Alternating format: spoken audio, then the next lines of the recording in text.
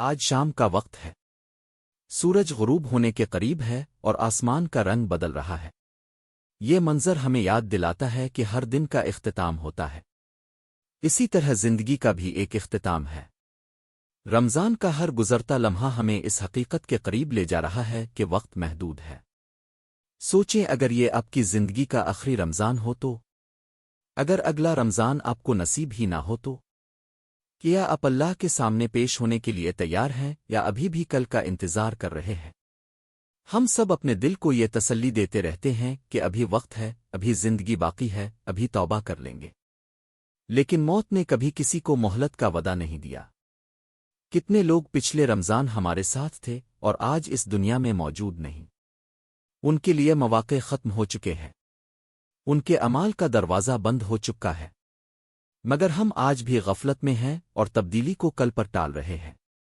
رمضان صرف بھوک اور پیاس کا نام نہیں، یہ دلوں کو زندہ کرنے کا مہینہ ہے۔ یہ گناہوں سے پاک ہونے کا موسم ہے۔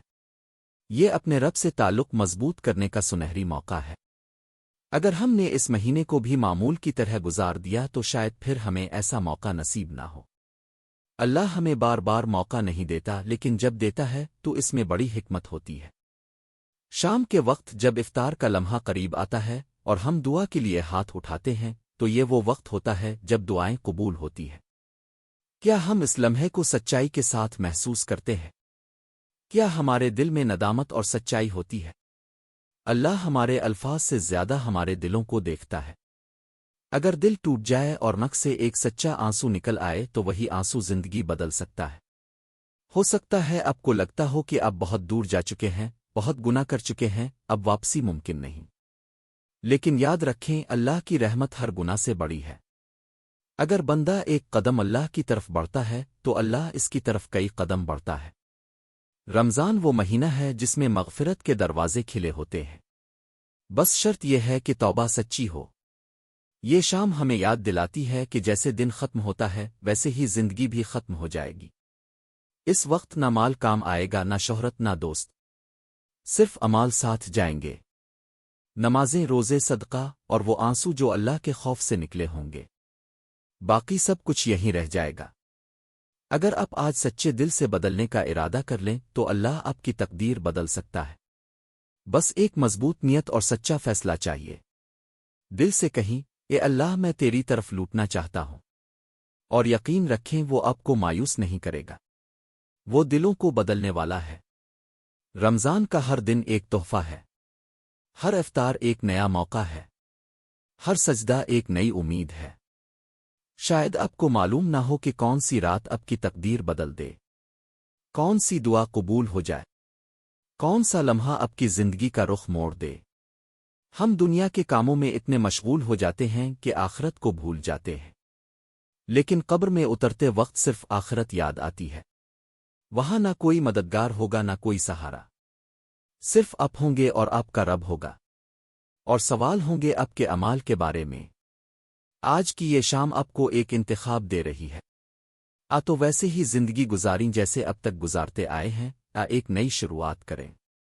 ایک ایسا راستہ اختیار کریں جو اللہ کی رضا کی طرف لے جائے، ایک ایسا راستہ جو دل کو سکون دے۔ اگر آپ نماز میں کوتاہی کرتے ہیں تو آج سے عہد کریں کہ 5 وقت نماز ادا کریں گے۔ اگر قرآن سے دور ہیں تو آج سے روز چند آیات پڑھنے کا ارادہ کریں۔ تبدیلی ایک دن میں مکمل نہیں ہوتی، مگر آغاز ایک لمحے میں ہو سکتا ہے۔ ہو سکتا ہے یہ رمضان آپ کی زندگی کا آخری نہ ہو، لیکن اگر ہو تو کیا آپ مطمئن ہیں اپنے حال سے؟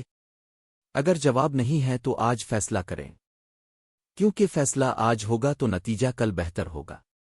اللہ آپ کی واپسی کا انتظار کر رہا ہے۔ وہ ناراض نہیں ہوتا جب بندہ توبہ کرتا ہے، بلکہ خوش ہوتا ہے۔ وہ شرمندہ نہیں کرتا بلکہ معاف کرتا ہے۔ بس دل کا دروازہ کھولنے کی دیر ہے۔ جب آج افطار کی اذان ہو تو صرف روزہ نہ کھولیں، اپنے دل کو بھی کھولیں۔